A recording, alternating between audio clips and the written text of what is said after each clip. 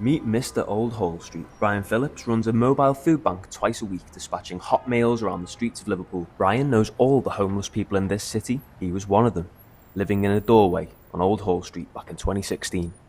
When I was in the doorway, I done it all up like in a little apartment where you have a bed, my own bed, radio. At Christmas time, I done it all up like a grotto. Yeah. And the Echo happened to do a story on me called me the happiest homeless man in Liverpool. And people were coming to my doorway day and night with the kids and everything because I was dressed as Father Christmas. Let's get a picture with Father Christmas. But they were bringing bags of clothes and food and all that in my doorway. Yeah. We shocking with stuff like that. So what am I going to do with this? So I started to take it out and give it to, I call them my brothers and sisters on the streets now. The homeless people, that we're all family like so. Brian was befriended by a local businessman who had read about his story in the paper and wanted to help. This fella called Lawrence Kenwright, he opened a homeless shelter called Kingsway House. I became friends with Lawrence when he gave me an apartment here, which was got 10 times worse. When I first started doing this, right, the only people on the streets were people with drug addictions, mental health problems, drink problems, and now it's just people with every families.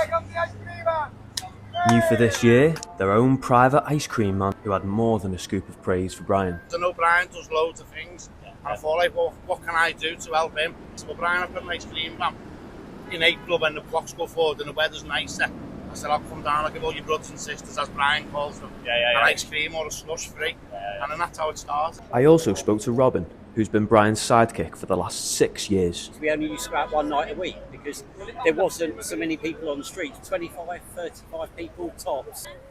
Whereas now, fast forward 6 years, we're probably helping probably just under 150 people. It's no longer just the homeless. We help people that have got homes, families, jobs, but they're in food poverty. I was sat watching breakfast news one morning, and they showed the aftermath of Glastonbury, where the tractor was scooping up all the tents to go in landfill. And I thought, God, if I could get my hands on them. And I thought, hang about, Creamfields is round the corner.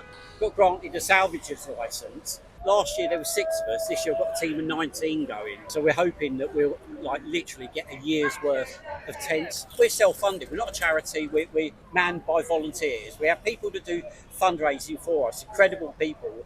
And when they fundraise, we buy, with the monies they raise, we buy Greg's cards, £5 Greg's cards. This project means as much to the volunteers as it does to the recipients, with many of them ex-homeless and in recovery themselves. People who are in recovery, people in addiction, it's something to do. Gets them out of their house, stops them going back to their old ways. Yeah. It's brilliant. It's hard to disagree. Following them for a few hours, I've watched Brian and his ragtag band of volunteers illuminate even the darkest corners of this city, and they'll be back to do it all again next week.